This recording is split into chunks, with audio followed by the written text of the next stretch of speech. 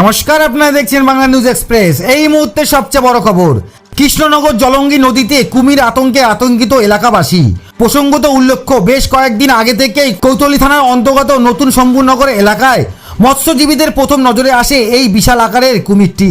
তারপর থেকেই প্রায় মাঝে মধ্যেই জলঙ্গি নদীতে ঘুরতে দেখা যেত ওই বিশাল আকারের কুমিরটিকে। গত মঙ্গলবার দিন সকালবেলাতেই ঘোষ মেজাজে তাকে দেখা যায় ষষ্ঠীতলা এলাকার নদীর ঘাটে। আজ ঘূর্ণি এলাকার একটি ভাটা থেকে অবশেষে বন দপ্তরের উদ্যোগে কৃষ্ণনগর জলঙ্গি নদী থেকে ধরা পড়ল বিশাল আকারের কুমিরটি। চলুন শুনে নেব স্থানীয়রা কি জানালেন। নতুন নতুন খবরে আপডেট পেতে চোখ রাখুন বাংলা নিউজ এক্সপ্রেসে। সাথে থাকুন, পাশে থাকুন। কি দেখলেন আজকে? একটা কুমির দেখলাম জলঙ্গি নদীতে, এই নতুন পাড়ার এই ঘাটে।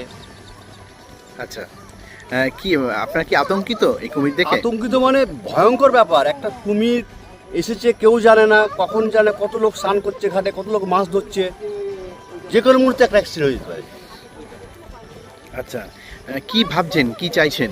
আমি চাইছি যে বন দপ্তর এসে ইমিডিয়েটলি একে একটা ব্যবস্থা করে নিয়ে যাবে।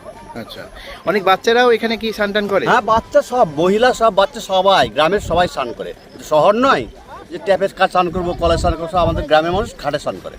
আচ্ছা, তা আপনার কি এলাকাবাসী হিসেবে খুব আতঙ্কিত? এলাকাবাসী আতঙ্কিত বলতে শুধু আমরা যে এই জায়গাটায় আতঙ্কিত তা নয়, এই যদি না ধরে এটা অন্য জায়গায় যাবে, তারাও তো একই শিকার হবে।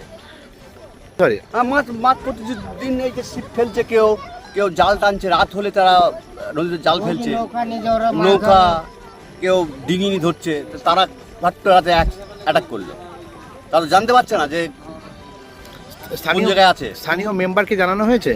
না, স্থানীয় মেম্বারকে এখন এখন আমরা ঘাটে এসে দেখছি এটা ব্যাপার, পরে জানানো হবে, নিশ্চয়ই শুনতে পাবেন লোক মুখে, শুনে যাবেন, গ্রামে থাকলে শুনে যাবেন। আপনার নাম?